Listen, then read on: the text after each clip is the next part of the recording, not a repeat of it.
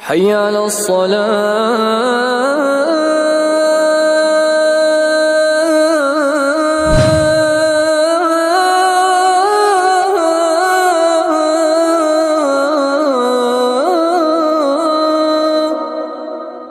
الحمد لله نحمده ونستعينه ونستغفره ونعوذ بالله من شرور أنفسنا ومن سيئات أعمالنا من يهده الله فلا مضل له ومن يضلل فلا هادي له وأشهد أن لا إله إلا الله وحده لا شريك له وأشهد أن محمدًا عبده ورسوله أما بعد فإن خير الحديث كتاب الله وخير الهدي هدي محمد صلى الله عليه وسلم وشر الأمور محدثاتها وكل محدثة بدعة وكل بدعة ضلالة وكل ضلالة في النار. فأعوذ بالله السميع العليم من الشيطان الرجيم من همزه ونفخه ونفثه. بسم الله الرحمن الرحيم. يا أيها الذين آمنوا اتقوا الله حق تقاته ولا تموتن إلا وأنتم مسلمون. يا أيها الناس اتقوا ربكم الذي خلقكم من نفس واحدة وخلق منها زوجها وبث منهما رجالا كثيرا ونساء واتقوا الله الذي تساءلون به والأرحام إن الله كان عليكم رقيبا.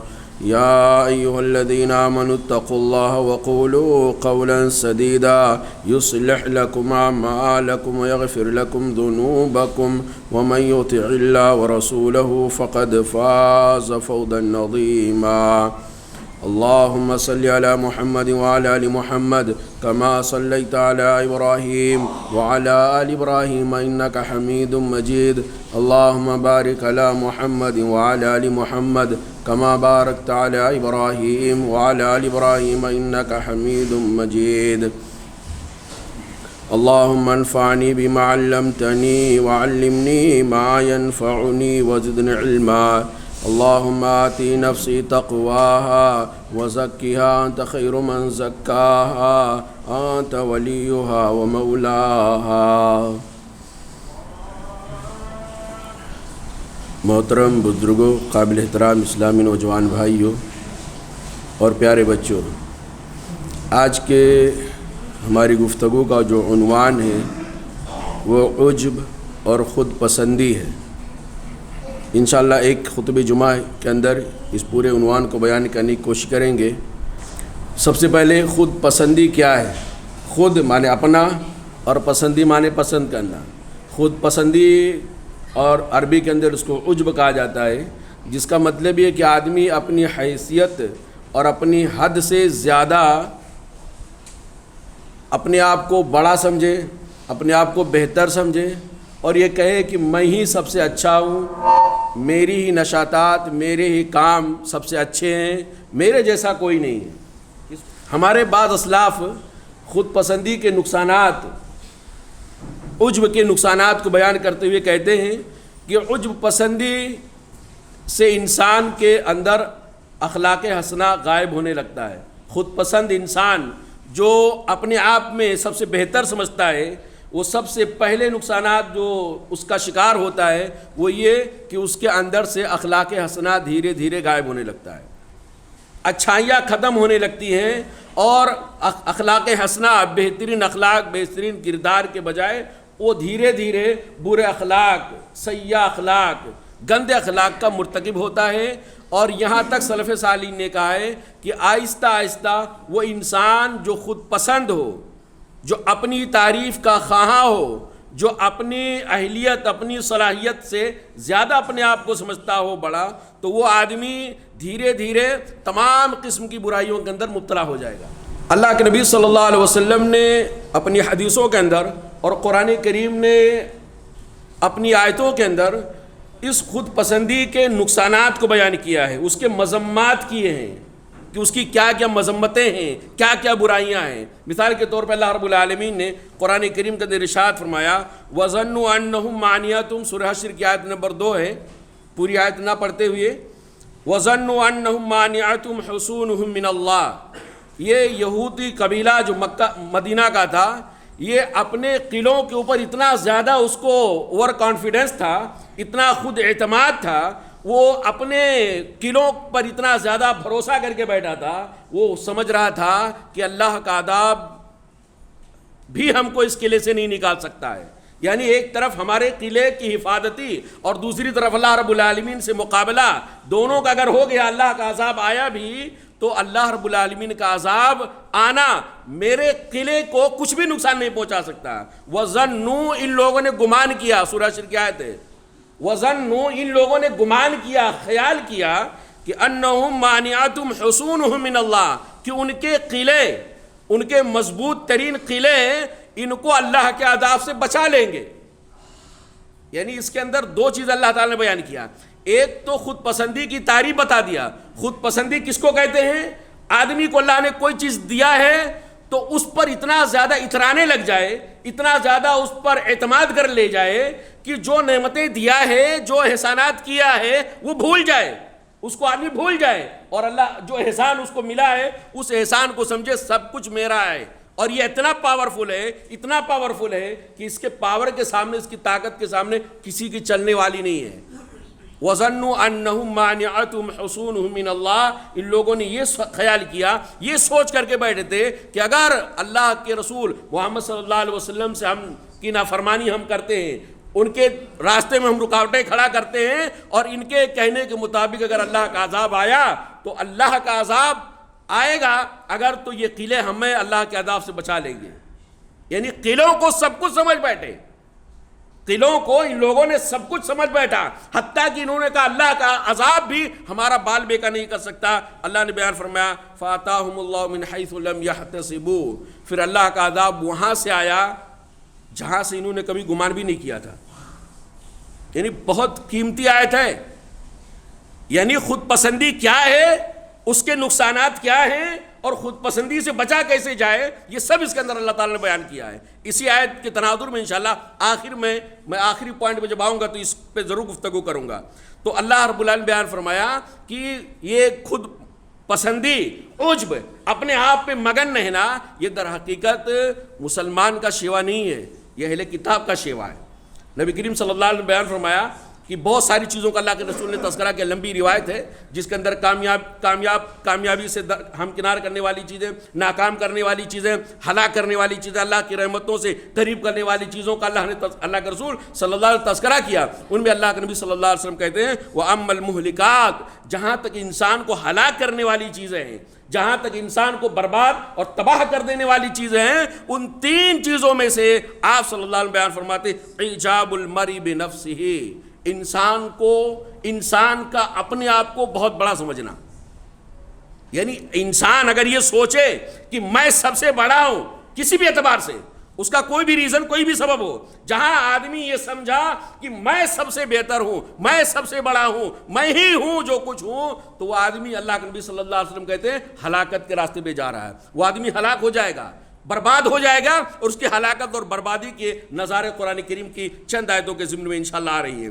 تو آئیے اب ہم یہ دیکھتے ہیں کہ خود پسندی کے نقصانات کیا ہیں، کیا کیا نقصانات آدمی جھیل سکتا ہے اگر خود پسندی کی بیماری کے اندر، عجب کے اندر، اپنے میں مگن کے اندر اگر مبتلا ہو جائے. سب سے پہلی بات تو یہ کہ آدمی اللہ رب العالمین کی ناراضگی کا شکار ہو جاتا ہے. اللہ کو یہ ادا پسند نہیں ہے، اللہ کو یہ ادا پسند نہیں ہے کہ آدمی اپنے کو اتنا زیادہ اوور کانفیڈنس سمجھے کہ باقی اپنے طاقت کے سامنے کسی کو جوڑے ہی نہ، اپنی حیثیت کے سامنے کسی کی حیثیت کو جوڑے ہی نہ، اپنے کام اور اپنے کاج کے اور اپنی یعنی ایکٹیویٹیز اور اپنی نشاطات کے مقابلے میں کسی کو گنتی پہ نہ لائے. تو اللہ کو یہ ادا پسند نہیں ہے. اس لیے اللہ کے رسول صلی اللہ علیہ وسلم نے، اللہ کے رسول صلی اللہ علیہ وسلم کی سیرت کا بہت ہی انوکھا اور بہت ہی نرالا واقعہ ہے. اور ایک چیز یاد رکھیں میرے بھائیوں، بہت اہم ہے یہ اس آیت کریمہ کے تناظر میں، کہ خود پسندی، چاہے ایسا نہیں ہے کہ خود پسندی اگر برا کرے گا تو اللہ رب العالمین اس سے ناراض ہو جائے گا، اور اللہ کے چہتے کریں گے تو اللہ ناراض نہیں ہوگا، ایسا اللہ کا فارمولہ نہیں ہے. خود پسندی، عجب، خود اعتمادی، اوور کانفیڈنس، بہت زیادہ اپنے کو پاورفل والا سمجھنا، یہ ادا اور یہ خیال، یہ سوچ، یہ سمجھ چاہے اللہ کے نیک بندوں کے اندر آئے چاہے اللہ کے برے بندوں کے اندر آئے، اللہ تعالیٰ کسی کو یعنی چھوڑتا نہیں ہے۔ نبی کریم صلی اللہ علیہ وسلم کی زندگی کا ایک انوکھا واقعہ، نبی کریم صلی اللہ علیہ وسلم 10,000 صحابہ کرام کے ساتھ لے کر مکہ فتح کرنے کے لیے نکلتے ہیں۔ مکہ الحمدللہ فتح ہو جاتا بغیر لڑائی کے۔ آپ صلی اللہ علیہ وسلم صحابہ کرام کے ساتھ جو مدینہ سے مکہ گئے تھے 10,000، اور مکہ کے جو لوگ مسلمان ہوئے تھے، آس پاس کے لوگ جو لوگ پہلے سے مسلمان تھے، وہ سب آ کے مل جاتے ہیں، تقریباً 12,000 کا لشکر بن جاتا ہے۔ صحابہ کرام 12,000 کا لشکر، اور وہ بھی لشکر جرار، اور وہ بھی نبی کریم صلی اللہ علیہ وسلم کے ساتھ، اور وہ بھی مکہ فتح ہو جائے، اتنی خوشی کا اظہار، اتنا خوشی کا موقع ان کو کبھی میسر نہیں آیا تھا۔ بھائی مکہ اللہ کا گھر ہمارے ہاتھ میں آ گیا، جہاں سے لوگ ہم کو نکال دیے تھے وہ ہمارے ہاتھ میں آ گیا، اور 12,000 کا لشکر، اور یہ 12,000 کا لشکر غزوہ حنین کی طرف نکلتا اللہ رب العالمین کے حکم سے۔ راستے میں چلتے ہوئے بعض صحابہ کرام، کون ہیں؟ صحابہ ہیں رضی اللہ عنہم ورضوا عنہ ہیں۔ انبیاء کرام کے بعد سب سے عظیم ترین گروہ کا نام ہے صحابہ کرام۔ ان صحابہ کرام میں سے کچھ لوگوں کو یہ خیال آیا، آج تو ہم کبھی ہاریں گے نہیں، آج دشمن ہمارا کچھ بال بیکا نہیں کر سکتا، آج ہم کو ذرہ برابر خسارہ نہیں اٹھانا پڑتا۔ کیوں؟ اللہ کی مدد آئے گی؟ نہیں۔ آج ہمارا نقصان کیوں نہیں ہوگا؟ انہوں نے سوچا کہ آج ہماری تعداد سب سے زیادہ ہے۔ یہ اپنے تعداد پر، اپنی جمعیت پر، اپنی جماعت پر، اپنی نفری افراد پر یہ لوگوں نے کیا کیا؟ اس پہ اعتماد کر لیا کہ آج ہماری تعداد تو 12,000 ہے، کہاں 313، کہاں 3,000، کہاں 10,000، آج تو ہم پہنچ گئے 12,000، اور مکہ فتح ہو گیا۔ مکہ کے جتنے بھی سرکش لوگ تھے سب سلنڈر ہو گئے ہیں، سب ہتھیار ڈال دیے ہیں، کچھ لوگ دائرہ اسلام میں آ گئے ہیں، کچھ لوگ بھاگ گئے ہیں اپنا گھر بار چھوڑ کر کے۔ آج تو ہمارے راستے میں کوئی رکاوٹ نہیں کھڑا کر سکتا، اس لیے کہ ہماری تعداد آج سب سے زیادہ ہے۔ نتیجہ کیا ہوا؟ اسی سوچ میں صحابہ کرام چل رہے تھے کہ آج تم کو کوئی ہرا نہیں سکتا، آج ہماری تعداد زیادہ ہے۔ آگے بڑھتے ہیں، دشمن چھپے ہوئے تھے تیر لے کر کے، تیر انداز، ماہر تیر انداز چھپے ہوئے تھے۔ جیسے ہی صحابہ کرام کی جماعت آگے بڑھی، اوپر سے یعنی ٹیلے سے یا پہاڑی کی چوٹی سے ان کے اوپر تیروں سے وار ہوتا ہے، اچانک حملہ ہوتا ہے، تیروں کی بوچھار ہوتی ہے، تیروں کی بارش ہوتی ہے۔ کیا ہو گیا؟ کیا اب وہ ان کو اپنے کو سنبھالنا ان کے لیے ممکن نہیں رہ گیا، اپنے کو سنبھالنا مشکل ہو گیا، بھاگنے لگ گئے۔ وہ لوگ جو کہہ رہے تھے کبھی ہم ہاریں گے نہیں، وہ لوگ بھاگنے پر آ گئے، اور اللہ کے نبی صلی اللہ علیہ وسلم بھی نبی کریم صلی اللہ علیہ وسلم کو بھی کافی مشقتیں برداشت کرنی پڑی۔ اسی تناظر میں اللہ تعالیٰ نے بیان فرمایا، لقد نصرکم اللہ فی مواطن کثیرہ، اللہ نے بہت ساری جگہوں پہ تمہاری مدد کیا ہے، بہت ساری جگہوں پہ تمہاری مدد کیا ہے۔ 313 تھے تب بھی تمہاری مدد کیا، 3,000 تھے تو بھی تمہاری مدد کیا، اکیلے تھے تب بھی اللہ نے تمہاری مدد کیا۔ اب وہ واقعہ نہیں بتاتا کہ اکیلے تو کہاں اللہ نے مدد کیا۔ وَيَوْمَ حُنَيْنٍ، اور حنین کے دن تو خاص اللہ کی مدد تمہارے ساتھ تھی، خاص اللہ رب العالمین تمہاری مدد کیا تھا۔ حنین کے موقع پر کیا تمہاری حالت تھی؟ اِذْ أَعْجَبَتْ، عجب سے عجبت آیا ہے، اِذْ أَعْجَبَتْكُمْ كَثْرَتُكُمْ، جب تمہاری کثرت نے تم کو خود پسندی کے اندر مبتلا کر دیا تھا، تم اپنی کثرت کو دیکھ کر کے ناز، نخرے اور کبر کے اندر مبتلا ہو گئے تھے کہ آج ہماری جمعیت بہت بڑی ہے، آج ہماری تعداد بہت بڑی ہے، اتنی بڑی تعداد کے ہوتے ہوئے کسی دشمن کے اندر طاقت نہیں ہے ہم کو ہرا دینا، ہم کو پسپا کر دینا، ہم کو شکست دے دینا۔ اذ اعجبتکم کثرتکم، جب تم کو تمہاری کثرت نے دھوکے میں ڈال دیا، فلم تغنی عنکم شیئا، تو تمہاری جمعیت ہونے کے باوجود، تمہاری کثرت، تمہاری تعداد کہ بہتات ہونے کے باوجود بھی تم کو ذرہ برابر فائدہ نہیں ہوا، تمہارے پاؤں کھڑ گئے۔ اللہ نے کہا وَضَاقَتْ عَلَيْكُمُ الْأَرْضُ بِمَا رَحُبَتْ، زمین اپنے کشادگی کے باوجود تمہارے لیے تنگ ہو گئی، زمین اپنی کشادگی کے باوجود، اپنی لمبائی چوڑائی کے باوجود تمہارے لیے سر چھپانے کے لیے، سر ڈھانکنے کے لیے، اپنی جان بچانے کے لیے تم کو کوئی جگہ نہیں مل رہی تھی، آگے تتر بتر ہو گئے، بکھر گئے پورے صحابہ کرام۔ وَضَاقَتْ عَلَيْكُمُ الْأَرْضُ بِمَا رَحُبَتْ، زمین اپنے کشادگی کے باوجود تمہارے لیے تنگ ہو گئی، ثُمَّ وَلَّيْتُمْ مُدْبِرِينَ، تم پیٹ پھیر کر بھاگنے لگ گئے۔ پھر اللہ تعالیٰ کی مدد آئی، اللہ تعالیٰ کی طرف سے سکینت نازل ہوئی، دلوں کو سکون اللہ نے دلوں پہ اللہ نے سکون نازل کیا، فرشتوں کی جماعت اللہ نے بعد میں نازل کیا، لیکن سبق سکھایا کہ یہ تمہارا خود پسندی کے بیماری کے اندر مبتلا ہونا یہ اللہ کو پسند، اللہ کی ناراضگی کا سبب ہے، اس لیے سبق سکھا دیا، اس کے بعد کبھی تم اس بیماری کے اندر مبتلا نہیں ہونا۔ اور اس کے بعد صحابہ کرام الحمدللہ یہ ان کی آخری بیماری اور پہلی بیماری تھی، اس کے بعد اس بیماری کے اندر کبھی وہ مبتلا نہیں ہوئے۔ تو میرے بھائیوں، یہ عجب پسندی اور خود پسندی اللہ رب العالمین سے انسان کو ناراض کر دیتی ہے، اللہ تعالیٰ ناراض ہو جاتا ہے۔ اسی طرح میرے بھائیوں بہت ساری آیتیں، بہت ساری حدیثیں ہیں۔ خود پسندی کا دوسرا نقصان یہ ہوتا ہے کہ انسان کی نیکیاں برباد ہو جاتی ہیں۔ وہ ریت کے ٹیلے، ریت پہ اپنا گھر بناتا ہے، ریت جوڑ کر کے وہ اپنا گھر بناتا ہے، پانی پہ لکھنے کی کوشش کرتا ہے اور سمجھتا ہوں بہت کارگر ہوں، لیکن ایسا آتا ہے ایک جھٹکا ہوا کا آتا ہے کہ اس کا پورا شیش محل چکنا چور ہو جاتا ہے۔ تو آدمی جو خود پسندی کے اندر مبتلا ہوتا ہے، میں ہی سب سے اچھا ہوں، اس آدمی کی تمام نیکیاں برباد ہو جاتی ہیں۔ اس کے لیے بہت زیادہ مجھے سمجھانے پر محنت کرنے کی ضرورت نہیں ہے۔ آپ نے سنا ہوگا کس کا واقعہ؟ ابلیس اور آدم علیہ السلام کا، بہت اہم واقعہ ہے، بہت ساری جگہوں پہ اللہ تعالیٰ نے اس کو بیان کیا، تقریباً 7 جگہوں پر اللہ تعالیٰ نے اس واقعے کو ریپیٹ کر کے مختلف پیراوی میں مختلف باتوں کو سمجھانے کے لیے اللہ نے بیان کیا۔ ہم جانتے ہیں اللہ تعالیٰ نے آدم علیہ السلام کو پیدا کیا، اپنے ہاتھ سے بنایا، اور اس کے بعد اللہ تعالیٰ نے تمام فرشتوں کو کہا تم لوگ سجدے میں آ جاؤ، آدم علیہ السلام کے لیے سجدہ کرو۔ سب نے سجدہ کر لیا، ابلیس نے سجدہ نہیں کیا، جبکہ ابلیس فرشتہ نہیں تھا۔ اللہ نے کس کو سجدہ کرنے کا حکم دیا تھا؟ فرشتوں کو، کہ فرشتے سجدہ کرو۔ ابلیس کو حکم نہیں تھا، کیونکہ وہ ڈائریکٹ فرشتہ نہیں تھا، وہ تو جن ہے، جن الگ ہے، انسان الگ ہے، فرشتہ الگ ہے۔ لیکن چونکہ وہ ابلیس یعنی تاریخی روایتوں کے اندر آتا ہے کہ وہ اپنی عبادت، اپنی ریاضت، اپنی تقوی، پرہیزگاری، اللہ رب العالمین کے رضا کے کام کرنے میں اتنا زیادہ ٹاپ لیول پہ پہنچ گیا تھا کہ وہ فرشتوں کے جھرمٹ میں شمار ہونے لگ گیا تھا، فرشتوں سے دوستی اس کی ہو گئی تھی، فرشتوں کے ساتھ اٹھنے بیٹھنے لگ گیا تھا۔ تب اللہ تعالیٰ نے کہا جب ہم نے فرشتوں کو حکم دیا اور اس کا بھی شمار عبادتوں کے معاملے میں، ریاضتوں کے معاملے میں، اللہ کی یعنی خوشنودی کے معاملے میں، اللہ کی بندگی کے معاملے فرشتوں جیسا اپنے آپ کو سمجھ رہا ہے، تو اس حکم کے اندر یعنی ابلیس بھی شامل تھا، لیکن ابلیس نے سجدہ نہیں کیا۔ اللہ نے اس سے سوال کیا، قال ما منعک الا تسجد اذ امرتک، اے ابلیس بتا جب میں نے تجھ کو سجدہ کرنے کا حکم دیا تو نے سجدہ کیوں نہیں کیا؟ ما منعک، کس چیز نے تجھ کو روک دیا؟ اللہ تسجد، کہ تو سجدہ کرے، سجدہ کرنے سے کس چیز نے تجھے روک دیا؟ اذ امرتک، جب میں نے تجھے سجدہ کرنے کا حکم دیا تھا۔ قال انا خیر منہ، کیا کہا اس نے؟ میں اچھا ہوں، انا خیر منہ، میں اچھا ہوں، میں بہتر ہوں۔ سیرت نگاروں نے اور تاریخ لکھنے والوں نے لکھا ہے کہ اس کو کس نے بتایا کہ میں بہتر ہوں، کس چیز کی بنیاد پر وہ کہنے لگا میں سب سے بہتر ہوں؟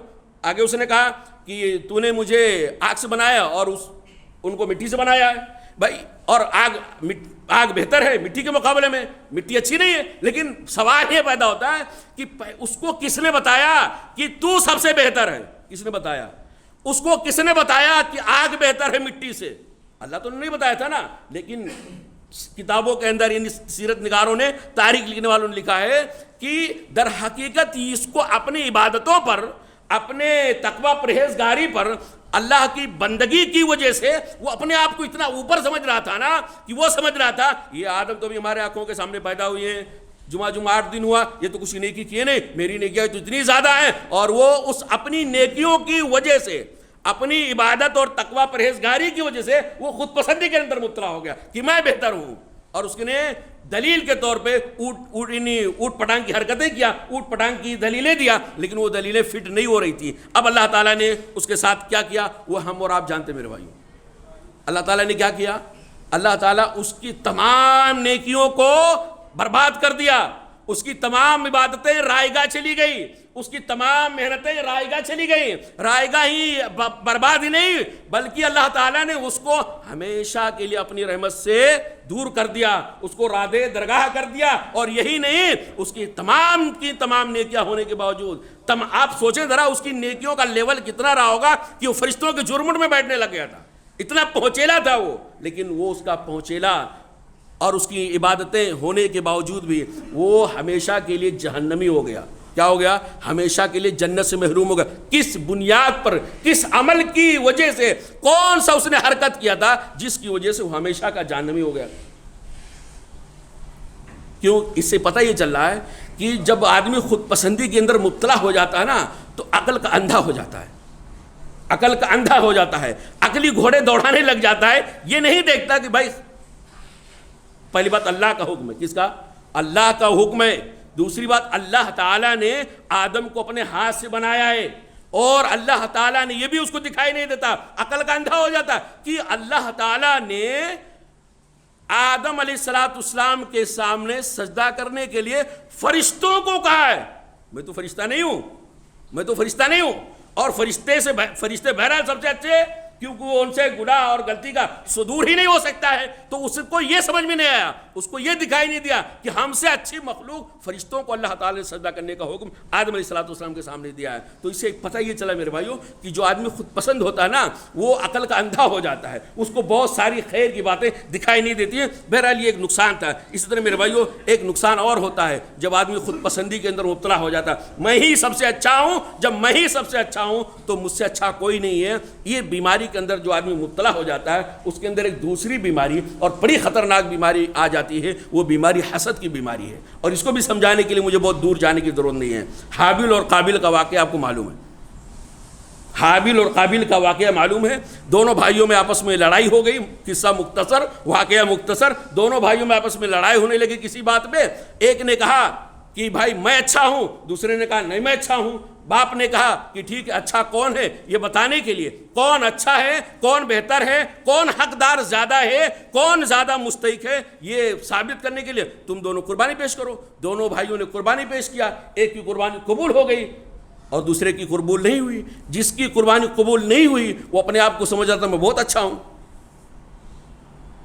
جس کی قبول نہیں ہوئی وہ کیا سمجھ رہا تھا؟ میں بہت اچھا ہوں، میں بہت متقی پرہیزگار ہوں، مجھ سے اچھا کوئی نہیں ہے۔ اور جو بیچارہ کمتر اپنے آپ کو سمجھ رہا تھا اس کی قربانی قبول ہو گئی۔ اب وہ اس کے اندر کیا ہو گیا؟ بھائی اللہ تعالیٰ نے اس قربانی یا ٹیسٹ کے ذریعے سے بتا دیا تو اچھا نہیں یہ اچھا ہے، لیکن وہ آدمی ماننے کے لیے تیار نہیں، بولا نہیں میں ہی اچھا ہوں، میں ہی اچھا ہوں، اب کیا کروں گا؟ اب میں تجھے قتل کر دوں گا۔ یعنی جب خود پسندی کی بیماری کے اندر کوئی آدمی مبتلا ہوتا ہے تو اس کے آگے اگر کوئی جاتا ہے نا تو اس کا ٹانگ پکڑ کے کھینچ لیتا ہے۔ خود دوڑ کے کمپٹیشن جیت نہیں سکتا ہے، لیکن دوسرے کے دوڑ میں پیر لگا کے اس کو گرا کے اپنے آپ کو جیتا ہوا ثابت کرنے کی کوشش کرتا ہے۔ تو اس نے کہا میں تجھ کو قتل کر دوں گا۔ اب جس کی قربانی قبول ہو گئی تھی اس نے کہا بھائی اس میں قتل وتل کرنے کی کیا بات ہے؟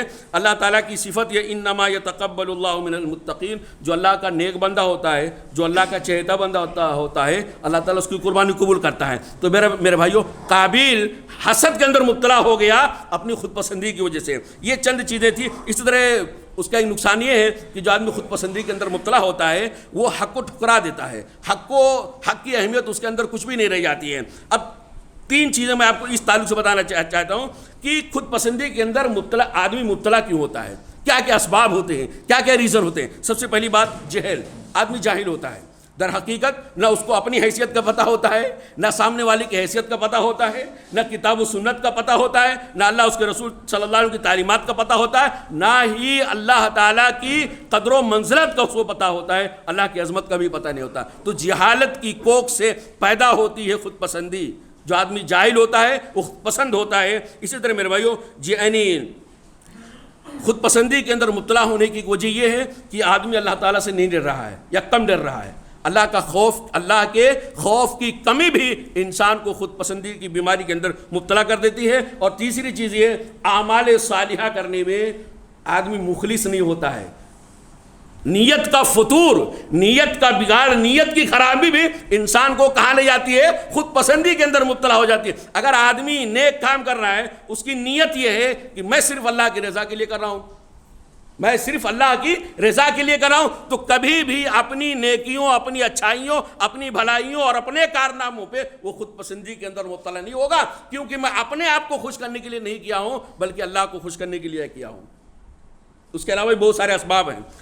ایک آخری پوائنٹ میرے بھائیوں جو اس عنوان کا بہت اہم ہے وہ یہ کہ کیسے پتہ چلے گا یہ آدمی خود پسند ہے، اور اسی کے شک کے اندر دوسرا یہ آتا ہے کہ اس کا علاج کیا ہے۔ یعنی نشانیاں کیا ہیں، کیسے پتہ چلے گا کہ آدمی خود پسند ہے اور اس کا علاج کیا ہے؟ تو سب سے پہلی بات ہے میرے بھائیوں، اس کی چونکہ خود پسندی کے جو ڈپارٹمنٹ یا جو شق ہوتے ہیں یا اس کے جو میدان ہوتے ہیں الگ الگ ہوتے ہیں. ہر آدمی کے اندر خود پسندی کی الگ الگ وجہیں ہوتی ہیں، الگ الگ علامتیں ہوتی ہیں. ان میں سب سے پہلے مثال کے طور پہ ایک آدمی بہت خوبصورت ہے، بہت طاقتور ہے، مطلب مضبوط ہے، ماشاءاللہ ہٹا کٹا ہے، کھاتا پیتا ہے اور دیکھنے میں ماشاءاللہ بلڈر لگ رہا ہے. تو وہ آدمی اپنی خوبصورتی کی وجہ سے یا اپنی طاقت اور قوت کی بنیاد پر بھی خود پسندی کے اندر مبتلا ہو سکتا ہے. مجھ سے حسین کون ہے؟ سب سے زیادہ حسین میں ہوں. مجھ سے زیادہ طاقتور کون ہے؟ سب سے زیادہ طاقتور کون ہوں؟ اور اللہ تعالیٰ نے قرآن کریم اندر بیان فرمایا ہے کہ ایسی قومیں گزر چکی ہیں جو اپنی خوبصورتی پر ناز کیا کرتی تھی، اپنی خوبصورتی کے سامنے کسی کو خوبصورت کہنا پسند ہی نہیں کرتی. ان کی طبیعت کے اور ان کی مزاج کے خلاف تھا کہ کسی کو کہتے تو بھی خوبصورت ہے. تو خوبصورتی بھی ایک طرح سے آدمی کو خود پسندی کے اندر مبتلا کر دیتی ہے. یہ اسی طرح آدمی طاقتور ہے، بہت زیادہ پہلوان ہے تو اس کے اندر بھی مبتلا کر دیتی ہے. اللہ تعالیٰ نے بیان فرمایا ومن اشد منا قوہ، تم سے پہلے لوگ ایسے گزر چکے ہیں جو کہتے تھے من اشد منا قوہ، ہم سے زیادہ طاقتور کون ہے. تو اگر آدمی اپنی خوبصورتی کو لے کر کے، اپنی طاقت اور قوت کو لے کر کے خود پسندی کے اندر مبتلا ہے تو اس کا علاج یہ ہے کہ سب سے پہلے آدمی یہ سوچے کہ اللہ کا احسان ہے. میں خوبصورت ہوں، خوبصورت ہونے کے لیے میں نے کوئی اپلیکیشن نہیں دیا تھا. خوبصورت اللہ مجھے بنائے گا اس کے لیے میں نے کوئی دعا نہیں کیا تھا کسی نے. اللہ میں اگر طاقتور ہوں، مجھے اللہ نے پہلوان بنایا ہے، میری ہڈیاں مضبوط ہیں، تو اس میں بھی میرا کوئی کمال نہیں ہے. یہ تو اللہ رب العالمین کا بہت بڑا فضل ہے. تو اس کا علاج یہ ہے کہ آدمی یہ سمجھے کہ اللہ کا انعام ہے، اللہ کا احسان ہے. اسی طرح میرے بھائیوں، انسان اپنی خوبصورتی پر جیسے ناز کرتا، بہت سارے لوگ اس خوبصورتی نے لوگوں کی زندگی کے لٹیا ڈبو کے رکھ دیا ہے. خوبصورتی پر ناز کرنا اور خود پسندی کے اندر مبتلا ہو جانا. تو دوسرا اس کا علاج یہ ہے کہ آدمی جیسے اپنی ظاہری خوبصورتی کو دیکھتا ہے ویسے اندر کی گندگی پر ذرا نظر ڈالے. اندر کی گندگی پر بھی، اندر سے گندگی سے مراد اخلاق کی گندگی ہے. اور اسی طرح اگر پیٹ پھاڑ دیا جائے تو کتنا خوبصورت دکھے گا آدمی. ذرا سوچے، وہ پیٹ کے اندر بہت خوبصورت پیٹ دکھ رہا ہے لیکن اندر کیا چیز ہے، آدمی اس پر بھی کبھی غور کرے. اور دوسرا علاج اور تیسرا علاج ہے میرے بھائیوں کہ بیماری کے ایام کو بھی یاد کرے. بہت خوبصورت ہے، چیچک کو یاد کیا کرے، ایسی بیماریوں کو یاد کرے جو چلی تو جاتی ہیں لیکن اپنا اثر چھوڑ کے جاتی ہیں. زندگی کے اندر حادثات کو بھی یاد کرے. اور کچھ نہیں یاد آتا تو قبرستان جایا کرے. قبرستان جایا کرے، اس کو سمجھ میں آئے گا کہ قبرستان کے اندر ہم سے زیادہ حسین لوگ تھے دنیا کے اندر، یہاں لیٹے ہوئے ہیں. اور مردے کو دفن کرنے کے بعد شہروں کے اندر جو 6 مہینہ 7 مہینے کے بعد دوسری قبر وہیں کھودی جاتی ہے، وہاں سے جو ہڈیاں نکلتی اس کو بھی لے کے ذرا دیکھیں، اس کا معائنہ کریں. یہ ہم سے زیادہ خوبصورت تھا، ہم سے زیادہ طاقتور تھا، ہم سے زیادہ پہلوان تھا، ہر معاملے میں ہم سے اچھا تھا، لیکن آج اس کی کیا درگت بنی ہے، اس کا کیا انجام ہوا ہے. یہ انجام ہمارا بھی ہونے والا ہے. تو یہ اس طرح کی اگر علاج کرنے کی کوشش کرے گا تو اللہ تعالیٰ کی دی ہوئی نعمتوں پہ آدمی خود پسندی کے لیے مبتلا نہیں ہوگا. اسی طرح دوسری علامت یہ ہو سکتی ہے، دوسرا سبب یہ ہو سکتا ہے کہ آدمی اپنے حسب و نسب پہ بھی بہت خود پسندی کے اندر مبتلا ہو جاتا ہے. یعنی حسب نسب، اپنا جو سرنیم ہوتا ہے، خان پٹھان سید پتہ نہیں کیا اس پہ بھی آدمی کو بڑا غرہ ہوتا ہے، بڑا ناز ہوتا ہے. بھائی ارے میں کہاں، تو کہاں، میں کہاں، میرا سرنیم، میرا خاندان، میرا سرنیم، یہ اور تو کہاں. تو اس میں بھی آدمی خود پسندی کے لیے مبتلا ہو جاتا. میں خاندان کے اعتبار سے بھی، حسب و نسب کے اعتبار سے بھی اچھا ہوں، اس لیے لوگ شادیاں بھی جلدی نہیں کرتے. چھوٹا نسل والا یعنی چھوٹا حسب نسب والا تو اوپر والے سے کر لے گا، اوپر والا نیچے والے سے نہیں کر. یہ اوپر نیچے ہم نے بنایا ہے، اللہ نے نہیں بنایا ہے. تو اس کا علاج ہے میرے بھائیوں کہ آدمی کو سوچنا چاہیے کہ حسب اور نسب کا اونچ نیچ ہونا یہ بھی اللہ رب العالمین کا بہت بڑا انعام ہے. اس میں تمہارا کوئی عمل دخل نہیں ہے. میں تو نہیں جانتا سب سے بڑا یعنی حسب اور نسب کیا ہوتا ہے. ہم تو یہ جانتے ہیں جو تقویٰ ہوتا ہے، جو متقی پرہیزگار ہوتا ہے، جس کے اندر تقویٰ زیادہ ہوتی ہے، وہ اللہ کا بہت زیادہ لاڈلا چہتا ہوتا ہے. لیکن اگر سماج کے اندر جس کو بہت بڑا سمجھا جاتا ہے سب سے، یہ غیروں کا ہے.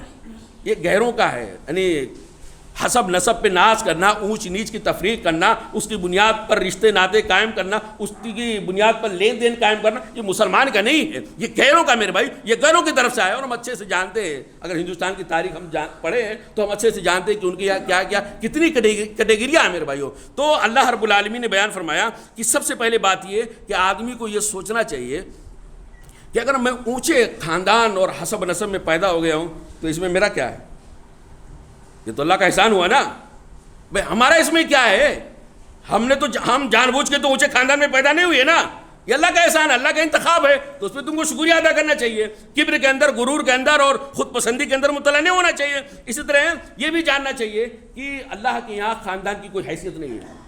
بہت ساری حدیثیں اللہ کے رسول صلی اللہ علیہ وسلم کی اور قرآن کریم کی بہت ساری آیتیں بتاتی ہیں کہ حسب نسب اللہ کے یہاں کچھ بھی نہیں ہے۔ تمہارا خاندان بہت اچھا ہے، بہت اونچا ہے، اگر تمہارے باپ دادا اچھے ہیں تو الحمدللہ بہت اچھا ہے، انہی کے راستے پہ تم چلے تو بہت اچھا ہے، لیکن حسب نسب ہو کر کے، ہاشمی گھرانے کا ہو کر کے بھی اگر اخلاق اچھے نہیں ہوں گے، اعمال اچھے نہیں ہوں گے، عقیدہ اچھا نہیں ہوگا، تو ہاشمی گھرانے کا محمد رسول اللہ صلی اللہ علیہ وسلم کا چچا ہو کر بھی جنت میں نہیں جا سکتا۔ غلط کہہ رہا ہوں؟ قریشی ہو، ہاشمی ہو، چلے گا، لیکن اگر اعمال اچھے ہیں، تقوی ہے، پرہیزگاری ہے، ایمان اچھا ہے، عمل صالح ہے، تو بلال حبشی بھی ہوں گے تو کیا ہو، جنت میں جائیں گے؟ جنت میں جائیں گے نہیں، جنت میں تو ان کے چلنے کی آواز پہلے سے اللہ کے رسول صلی اللہ علیہ وسلم سنی۔ صحیح کہہ رہا ہوں نا بھائی؟ تو اللہ، یہ آدمی کو سوچنا چاہیے، یہ حسب نسب کی کوئی حیثیت نہیں ہے۔ اسی طرح تیسرا سبب یہ ہو سکتا ہے، یا تیسری علامت یہ ہو سکتی ہے، بہت سارے لوگوں کو اپنی تعداد پہ بہت زیادہ ناز ہوتا ہے، خود پسندی کے مبتلا ہو جاتے ہیں۔ دیکھ میرا خاندان، میرے دادا کے 5 بھائی، ان کے پانچوں کے 5 اولاد، اور دیکھ سب ہم ایک ساتھ جٹ کر رہتے ہیں، اور لوگ ایسا سہمے بھی رہتے ہیں، پورا ایک گاؤں بسا ہوا ہے، مطلب ایک خاندان سے ایک گاؤں بسا ہوا، لوگ اسے، اور لوگ ڈرواتے بھی ہیں، لوگ دھمکیاں بھی دیتے ہیں، اور لوگ ڈرتے بھی ہیں، تو یہ بھی ایک خود پسندی ہے۔ یعنی اپنی اولاد کی کثرت، اپنے خاندان کی کثرت، یا اپنے مال و دولت کی کثرت، یہ بھی انسان کو خود پسندی کے اندر مبتلا کر دیتی ہے۔ سورہ کہف اگر ہم پڑھیں گے تو سورہ کہف کے اندر اللہ نے بیان فرمایا کہ 2 آدمی تھے، ایک کو اللہ نے بہت دیا تھا، کھجوروں کے باغات، انگور کے باغات اور نہریں وغیرہ اس میں جاری تھی، سورہ کہف پڑھیں گے۔ جس کو اللہ نے بہت دیا تھا نا، اب ظاہر سی بات ہے جس کے پاس پیسہ ہوتا ہے، جس کے پاس دولت ہوتی ہے، اور جس کے پاس تعداد زیادہ ہوتی ہے، اس کے آواز پہ پوری دنیا ہل جاتی ہے۔ تو وہ آدمی کہنے لگا، اپنے باغ کے اندر گیا، بولے ارے، اپنے دوسرے دوست سے بات کرتے ہوئے کہنے لگا، انا اکثر منک مالا و ولدا، میں تم سے بہت اچھا ہوں، مال کے اعتبار سے بھی، اور اسی طرح تم سے اولاد کے اعتبار سے، ہمارے خاندان بہت بڑا ہے، ہمارے نوکر چاکر بہت بڑا ہے، ہم سے پنگا نہیں لینے کا۔ ایک خود پسندی کے اندر آدمی مبتلا ہو جاتا، ہم سے بڑا تو نہیں، ہم سے اچھا تو نہیں۔ باغ کے اندر گیا تو آپ دیکھیے خود پسندی کی انتہا کہاں پہنچاتی ہے انسان کو۔ وہ باغ کے اندر داخل ہوتا ہے تو کہتا ہے ارے مجھے تو ایسا لگتا ہے معذن نسات قائمہ، قیامت میں نہیں آئے گی، یہ ہمیشہ رہے گا۔ یہ ہمارا جو باغیچہ ہے نا، یہ کھجوروں کا باغ، یہ انگوروں کا باغ، اور لہلاتے ہوئے پھل، اور اس کے اندر نہریں، یہ تو ہمیشہ کے لیے ہمارے پاس ہیں، کبھی ہم سے فنا ہونے والی نہیں، قیامت نہیں آئے گی۔ ارے آدمی موت بھی بھول گیا، قیامت نہیں آئے گی، اللہ کے بندے تو مرے گا۔ لیکن وہ آدمی قیامت کو بارے میں بھی یقین نہیں کر رہا تھا، اور اس کے بعد یہ کہہ رہا، جیسا لوگ کہتے ہیں تو میرا دوست غریب آدمی، تو اگر سلام کرے تیرے سلام کا کوئی جواب نہیں دیتے ہیں، لیکن سن مجھے تو ایسا لگتا ہے تیرے کہنے پہ اگر مجھے موت آئی اور مجھے پھر قیامت میں پہنچایا گیا، مجھے دوبارہ زندہ کیا گیا، تو یہاں سے زیادہ مجھے ملے گا۔ یہ عام طور سے دھوکہ یہی لوگوں کا ہوتا ہے، یہاں سے ہم کو زیادہ اچھا ملے گا۔ وَلَئِن رُدِدتُّ إِلَىٰ رَبِّي لَأَجِدَنَّ خَيْرًا مِنْهَا مُنْقَلَبًا، اگر یہاں سے مجھے وہاں جانا پڑا تو یہاں سے مجھے زیادہ وہاں اچھا ملے گا، اس لیے کہ میں اللہ کا چاہتا ہوں تبھی تو مجھے ملا ہے، میں اللہ کا لاڈلا ہوں، میں اللہ کا پیارا ہوں، تبھی تو اللہ نے مجھ کو دیا ہے۔ نتیجہ کیا ہوا سب جانتے میرے بھائی، نتیجہ یہ ہوا کہ اس نے کہا بھائی اللہ تعالیٰ سے ڈر، یہ ناز، یہ خود پسندی، یہ غرور تیرے لیے زیب نہیں دیتا، ماشاء اللہ کا، لا قوت الا باللہ کا، یہ تیرے لیے زیادہ بہتر۔ بلا رہے کچھ نہیں بھائی، آخر میں کیا ہوا، لہلہاتی ہوئے فصل پہ اللہ کا عذاب آیا، اور گھر کے اندر جو راشن تھا یا گھر کے اندر جو پیسہ تھا، دولت تھی، وہ سب اپنے باغ کے اندر بہت زیادہ پھل لانے کی لالچ میں، بہت زیادہ انکم آنے کی لالچ میں اس نے لگا دیا، گھر میں بھی کچھ نہیں تھا، جو تھا باغیچے کے اندر تھا، اللہ کا عذاب آیا، اور وہ پھر ہاتھ ملتے رہ گیا اور کہنے لگا کاش کہ میں وہ غلطی کے اندر مبتلا نہ ہوا ہوتا۔ لیکن چڑیا چگ گئی کھیت، تو پچھتانے سے کیا ہوتا، پچھتانے سے کیا ہوتا جب چڑیا چگ گئی کھیت میرے بھائیوں۔ تو یہ مال و دولت اور عہدہ اور منصب کی وجہ سے اگر آدمی کو اترانا ہو تو اس میں سب سے پہلے بات تو پرانے لوگوں کے واقعات یاد کرنا چاہیے، دوسرا یہ کہ وہی علاج کہ آدمی کو قبرستان بھی چلے جانا چاہیے یا ICU میں چلے جانا چاہیے، دیکھ لینا چاہیے کہ وہاں کیسے کیسے لوگ پڑے ہیں، اپنے زمانے کے کروڑ پتی لکھ پتی آج ان کی حالت کیا ہے، یہ ہم اور آپ بہت اچھے سے جانتے ہیں۔ اسی طرح میرے بھائیوں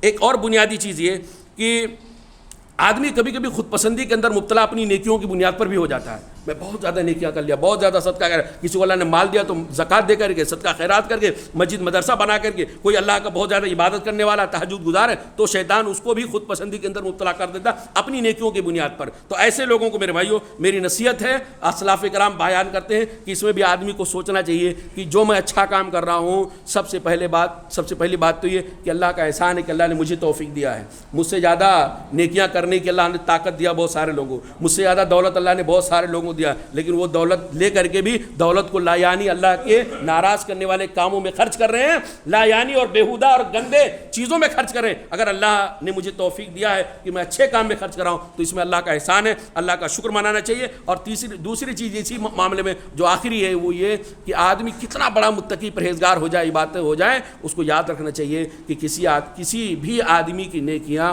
اس کو جنت میں نہیں لے جا سکتی۔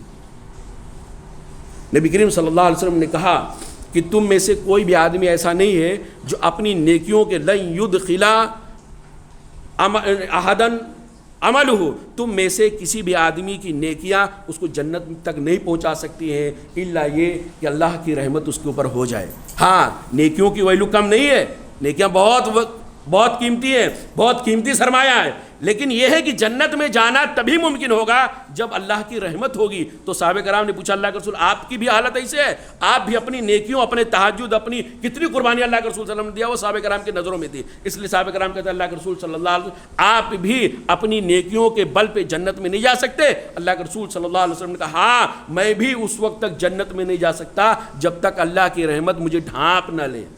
تو آدمی کو سوچنا چاہیے نیکیاں ہوں گی، لیکن اگر نیکیاں اللہ قبول کرے گا تو رحمت ہمارے اوپر نازل کرے گا، اور بہت ممکن ہے کتنی نیکیاں کرنے والے جہنم میں جائیں گے۔ اللہ تعالیٰ سے دعا ہے کہ اللہ تعالیٰ ہم تمام بھائیوں کو یہ خود پسندی کی جو بیماری ہے، بہت ہی گندی بیماری ہے اور بہت ہی مہلک بیماری ہے، اور نہ جانے کتنی بیماریوں کو، کتنی برائیوں کو جنم دینے والی ہے، اللہ تعالیٰ ہمیں اس بیماری سے بچنے کی توفیق عطا فرمائے۔ اللہ تعالیٰ ہمیں تواضع پسند، انکساری کرنے والا اور عاجزی کرنے والا، اللہ تعالیٰ ہمیں ایک نیک اور صالح اور نبی کریم صلی اللہ علیہ وسلم کے راستے پہ چلنے والا امتی بننے کی توفیق عطا فرمائے، آمین۔ اقول قولی ھذا استغفر اللہ لی ولکم ولسائر المسلمین فاستغفروہ انہ هو الغفور الرحیم۔